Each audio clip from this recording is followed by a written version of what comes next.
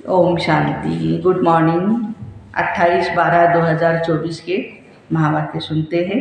मीठे बच्चे, बाप आए हैं तुम्हें सर्व खजानों से मालामाल बनाने।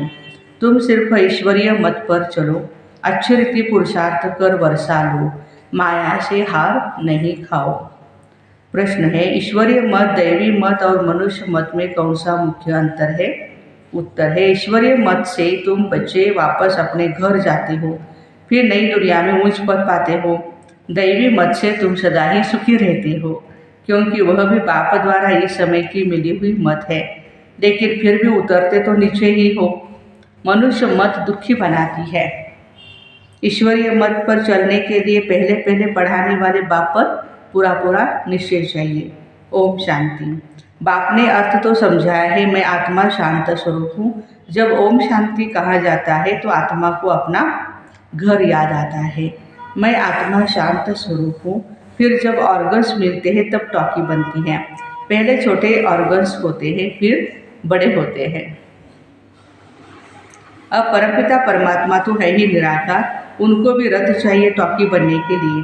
जैसे तुम आत्माएं परम धाम की रहने वाली हो, यहाँ आकर टॉकी बनती हो। बाबा भी कहते हैं, मैं तुमको नॉलेज देने के लिए टॉकी बना हूँ। बाबा अपना और रचना के आदि मध्य अंत का परिचय देते हैं। ये है रूहानी पढ़ाई, वो होती है जिस्मानी पढ़ाई। वह अपने को शरीर समझते हैं। ऐसे कोई नहीं कहेंगे कि हम आत्मा इन कानों द्वारा सुनती है। अभी तुम बच्चे समझते हो बाप है पतित पावन, वही आकर समझाते हैं मैं कैसे आता हूँ। तुम्हारे मिसल गर्भ, मैं गर्भ में नहीं आता, मैं इनमें प्रवेश करता हूँ। ब्रह्मा बाबा के तन में शिव बाबा प्रवेश करते हैं। फिर कोई प्रश्न ही नहीं उठता। ये रथ है, इनको माता भी कहा जाता है। सबसे बड़ी नदी ब्रह्मपुत्र है, तो यह है सबसे बड़ी नदी। पानी की तो बात ही नहीं, यह है महानदी। ब्रह्मा है महानदी, सबसे बड़ी ज्ञान की नदी। तो बाप आत्माओं को समझाते हैं, मैं तुम्हारा बाप हूँ। जैसे तुम बात करते हो मैं भी बात करता हूँ। मेरा पार तो सबसे पिछाड़ी का है। जब तुम बिल्कुल पतित बन जाते हो तब तुमको पावन बनाने के लिए मुझे आना होता है। इन लक्ष्मी नारायण को ऐसा बनाने वाला कौन है? सिवाय ईश्वर के और कोई के लिए कह नहीं सकेंगे। बेहद का बाप ही स्वर्ग का मालिक बनाते होंगे। बाप ही ज्ञान का सागर है। वही कहते हैं, मैं इस मनुष्य सृष्टि का चैतन्य बीज हूँ। मैं आदि मध्य अंत को जानता हूँ। मैं सत हूँ, चैतन्य बीज रूप हूँ। ये सृष्टि रूपी झाड़ की मेरे में नॉलेज है। इसको सृष्टि चक्र अथवा ड्रामा कहा जाता है। यह तो फिरता ही रहता है। वह हद का ड्रामा 2 घंटे चलता है। इसकी रील 5000 वर्ष की है। जो टाइम पास होता है 5000 वर्ष से कम होता जाता है। तुम जानते हो, पहले हम देवी देवता थे, फिर आहिस्ते आहिस्ते हम क्षत्रिय कुल में आ गए हैं। यह सारा राज बुद्धि में है ना, तो यह सिमरण करते रहना चाहिए। हम शुरू में पार्ट बजाने आए तो हम 100 देवी देवता थे। बाबा सारी बातें रिवाइज करने के लिए कह रहे हैं। सुदर्शन चक्रधारी इसको ही कहते हैं ना, कैसे हम सतयुग से लेकर संगम युग तक पार्ट प्ले करते हैं। तो यह सिमरण करते रहना चाहिए। हम शुरू में पार्ट बजाने आए तो हम 100 देवी देवता थे। 1250 वर्ष राज्य किया। टाइम तो गुजरता जाता है ना, लाखों वर्ष की तो बात ही नहीं है। लाखों वर्ष का कोई चिंतन कर भी न सके। तुम बच्चे समझते हो, हम यह देवी देवता थे, फिर पार्ट बजाते बजाते वर्ष पिछाड़ी वर्ष पास करते करते अभी कितने वर्ष पास कर चुके हैं? 5000 साल। धीरे धीरे सुख भी कम होता जाता है। हर एक चीज़ सतो प्रधान सतो रजो तमो होती है। पुरानी जरूर होती है। यह फिर है बेहद की बात। ये सब बातें अच्छी रीति बुद्धि में धारण कर, फिर बाबा कहते और उनको समझानी है। सब तो एक जैसे नहीं होते हैं, जरूर भिन्न भिन्न रीति समझाते होंगे। चक्र समझाना सबसे सहज है। ड्रामा और झाड़ दोनों मुख्य चित्र है। कल्प वृक्ष नाम है ना, कल्प की आयु कितने वर्ष की है ये भी कोई नहीं जानते। मनुष्यों की अनेक मत है, कोई क्या कहते कोई क्या कहते हैं। अभी तुमने अनेक मनुष्य मत को भी समझा है और एक ईश्वरीय मत को भी समझा है। कितना फर्क है। ईश्वरीय मत से तुमको फिर से नई दुनिया में जाना है। ईश्वरीय मत से हमें नई दुनिया में जाना है। और कोई के मत से, दैवी मत व मनुष्य मत से वापस नहीं जा सकते। परमात्मा की मत से, श्रीमत से ही हम वापस जा सकते हैं। दैवी मत से तुम उतरते ही हो, सतयुग से लेकर त्रेता द्वापर। तो दैवी मत से बाबा कहते तुम उतरते हो, क्योंकि कला कम होती जाती है। आसुरी मत से भी उतरते हो, परंतु दैवी मत में सुख है और आसुरी मत में दुख है। दैवी मत भी इस समय बाप की दी हुई है, इसलिए तुम सुखी रहते हो। बेहद का बाप कितना दूर दूर से आते हैं। मनुष्य कमाने के लिए बाहर जाते हैं, विदेश में पैसा कमाने के लिए जाते हैं ना। तो बाबा कहते हैं कि जब बहुत धन इकट्ठा होता है तो फिर वापस अपने देश में आते हैं। बाबा भी कहते हैं मैं तुम बच्चों के लिए बहुत खजाना ले आता हूँ, क्योंकि जानता हूँ तुमको बहुत माल दिए थे, वो सब तुमने गवा दिया। तुमसे ही बात करता हूँ जिन्होंने प्रैक्टिकल में गवाया है। 5000 वर्ष की बात तुमको याद है ना। कहते हैं जी बाबा, 5000 वर्ष पहले आपसे मिले थे, आपने हमें वर्षा दिया था। अब तुमको स्मृति आई है, बरोबर। बेहद के बाप से बेहद का वर्षा लिया था। बाबा आपसे नई दुनिया की राजाई का वर्षा लिया था। अच्छा, बाबा कहते अच्छा, फिर पुरुषार्थ करो। अभी ऐसे नहीं कहो बाबा माया के भूतों ने हमको हरा दिया। देह अभिमान के बाद ही तुम माया से हारते हो। लोभ किया, रिश्वत खाई। लाचारी की बात और है। देखो लाचारी हालत में करते हैं तो और बात है। बाबा कहते हैं, बाबा जानते हैं लोभ के सिवाय पेट पूजा नहीं होती। फिर बाबा कहते हैं हर्जा नहीं है। भर खाओ परंतु कहाँ फंस नहीं मरना, फिर तुमको ही दुख होगा। पैसा मिलेगा, खुश हो जाएंगे। कहाँ पुलिस ने पकड़ लिया तो जेल में जाना पड़ेगा। ऐसा काम नहीं करो, उसका फिर रिस्पॉन्सिबल मैं नहीं हूँ। बाबा कहते हैं कि बहुत सारे रिश्वत ले रहे हैं, पैसा कमा रहे हैं लोभी वृत्ति से।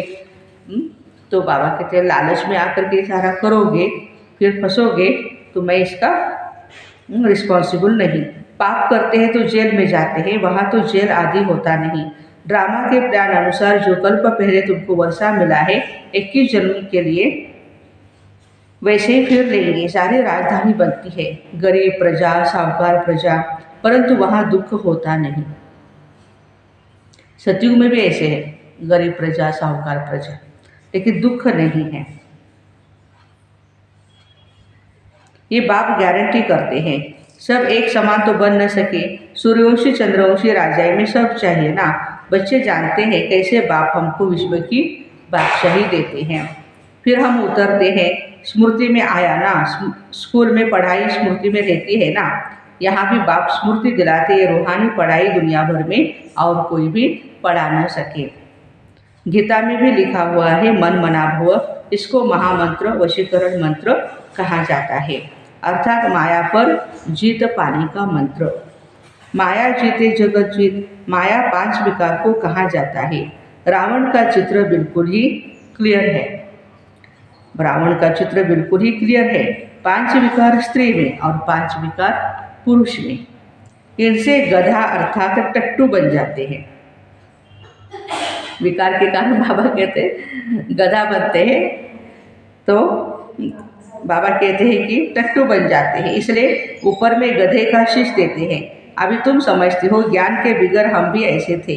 बाबा कितना रमणीक रीति बैठ पढ़ाते, वो है सुप्रीम टीचर। उनसे जो हम पढ़ते हैं वो फिर और उनको सुनाते हैं। पढ़ा पहले तो पढ़ाने वाले में निश्चय कराना चाहिए। बोलो बाप ने हमको ये समझाया है, अब मानो या न मानो तुम्हारी मर्जी। ये बेहद का बाप है ना, श्रीमत ही श्रेष्ठ बनाती तो श्रेष्ठ नई दुनिया तो जरूर चाहिए ना। अभी तुम समझते हो हम कीचड़े की दुनिया में बैठे हैं, दूसरा कोई समझ न सके वहाँ हम बहिष्ठ स्वर्ग में सदा ही सुखी रहते हैं। यहाँ नर्क में कितने दुखी है, इसको नर्क कहो व विषय वैतरणी नदी कहो, पुरानी दुनिया अच्छी दुनिया है। अभी तुम फील करते हो कहाँ सतयुग स्वर्ग और कहाँ यह कलयुग नर्क। स्वर्ग को कहा जाता है wonder of the world, Treta को कभी नहीं कहेंगे। यहाँ इस गंदी दुनिया में रहने में मनुष्यों को कितनी खुशी होती है। विष्ठा के कीड़े को भ्रमरी भू भू कर आप समान बनाती है। तुम भी किचड़े में पड़े हुए थे, मैंने आकर भू भू कर तुमको कीड़े से अर्थात शूद्र से ब्राह्मण बनाया है। अभी तुम डबल सिरताज बनते हो तो कितनी खुशी होनी चाहिए। पुरुषार्थ भी पूरा करना चाहिए। बाबा कहते बच्चों को पुरुषार्थ भी पूरा करना चाहिए। बेहद का बाप समझाने तो बहुत ही सहज देते हैं, दिल से लगता है हाँ बाबा सच सच कहते हैं। इस समय सभी माया की दुबन में फंसे हुए हैं। बाहर का शो कितना है, बाबा समझाते हैं हम तुमको दुबन से आकर के बचाते हैं, स्वर्ग में ले जाते हैं। स्वर्ग का नाम सुना हुआ है ना, अभी तो स्वर्ग है नहीं, सिर्फ ये चित्र है। यह स्वर्ग के मालिक कितने धनवान थे, भक्ति मार्ग में भर रोज मंदिरों में जाते थे, परंतु यह ज्ञान कुछ भी नहीं था। अभी तुम समझते हो भारत में यह आदि सनातन देवी देवता धर्म था, इनों का राज्य कब था ये किसको भी पता नहीं। देवी देवता धर्म के बदले अब फिर हिंदू हिंदू कहते रहते हैं। आजकल सनातन ये शब्द बहुत सुनने में आ रहा है। सब अभी जागरूक हो रहे हैं। हमारा धर्म आदि सनातन देवी देवता धर्म है। शुरू में भी हिंदू महासभा का प्रेसिडेंट आया था, बोला हम विकारी आसुर है, अपने को देवता कैसे कहलाए। हमने कहा अच्छा आओ तो तुमको समझाए, देवी देवता धर्म की स्थापना फिर से हो रही है, हम तुमको स्वर्ग का मालिक बना देंगे। ब्रह्मा बाबा उनके साथ बातें कर रहे थे, बैठ करके सीखो। तो क्या बोला, दादाजी फुर्सत कहाँ है, फुर्सत नहीं तो फिर देवता कैसे बनेंगे, टाइम तो निकालना पड़ेगा, ये पढ़ाई है। बेचारे की तकदीर में नहीं था, फिर मर गया वो।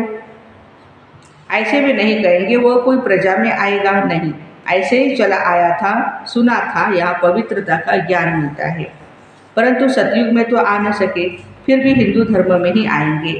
तुम बच्चे समझते हो माया बड़ी प्रबल है, कोई न कोई भूल कराती ही रहती है। कभी कोई उल्टा सुल्टा पाप हो तो बाप को सच्चे दिल से सुनाना है।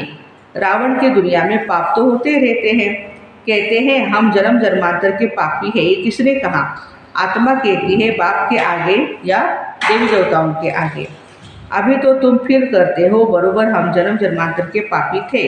रावण राज्य में पाप जरूर किए हैं, अनेक जन्मों के पाप तो वर्णन नहीं कर सकते हो, इस जन्म का वर्णन कर सकते हो, वह सुनाने से भी हल्का हो जाएगा। जो पाप किए हैं बाबा कहते सुनाओ मुझे, ताकि वो हल्का हो जाएगा।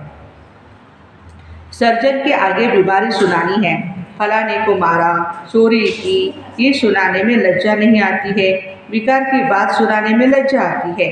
सर्जन से लज्जा करेंगे तो बाबा कहते बीमारी कैसे छूटेगी, फिर अंदर दिल को खाती रहेगी, बाप को याद नहीं कर सकेंगे।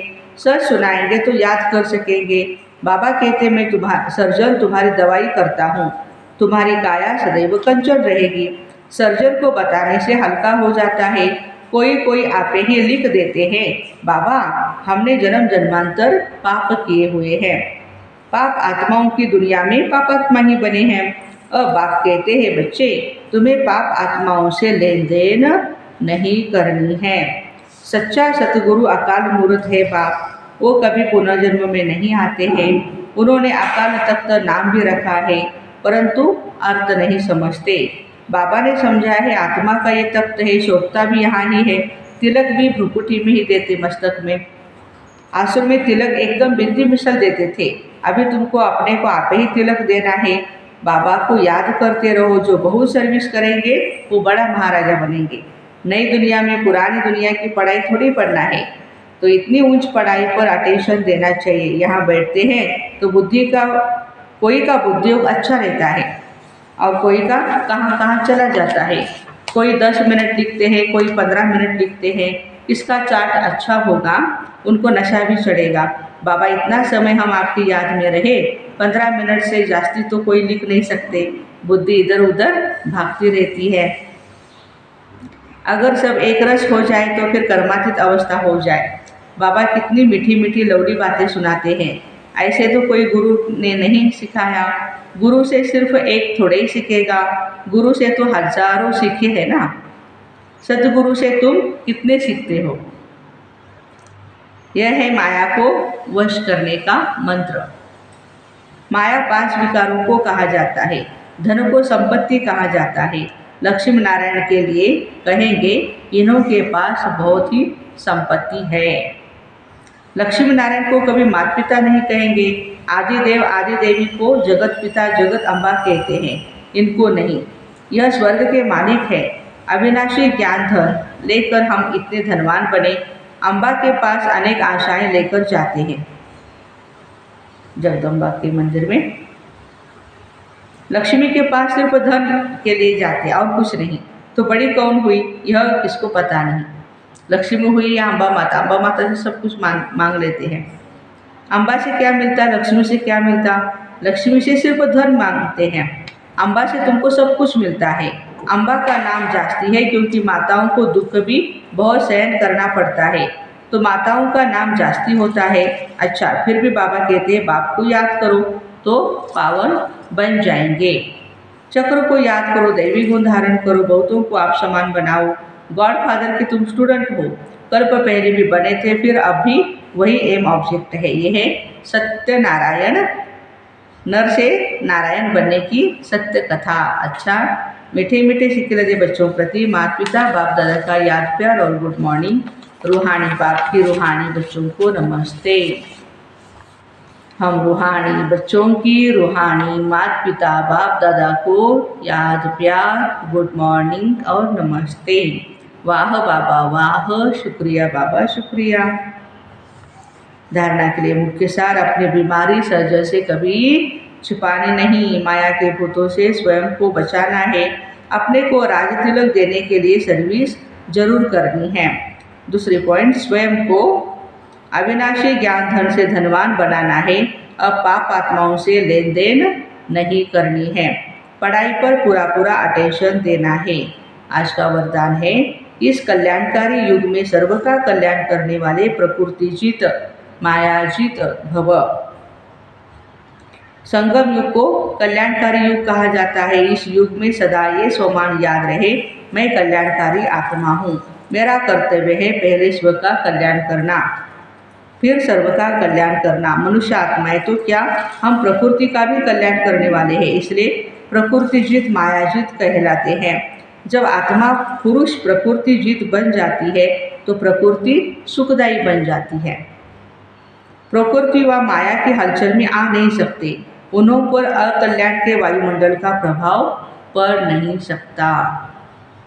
आज का स्लोगन है, एक दूसरे के विचारों को सम्मान दो तो माननीय आत्मा बन जाएंगे।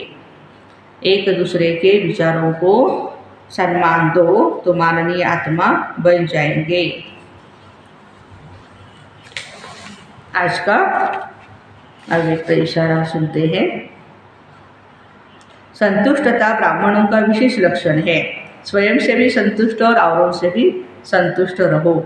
जो पार्थ मिला है उसमें संतुष्ट रहना ही आगे बढ़ना है। कितना भी कड़ा पेपर आ जाए लेकिन संतुष्ट रहना है और संतुष्ट करना है। अपने अनादि स्वरूप में स्थित होने से स्वयं भी संतुष्ट और औरों को भी संतुष्टता की विशेषता का अनुभव करा सकेंगे। तो ऐसे कल्याणकारी युग में सर्व का कल्याण करने वाले प्रकृति जीत माया जीत भाई बहनों को ओम शांति। Have a nice day.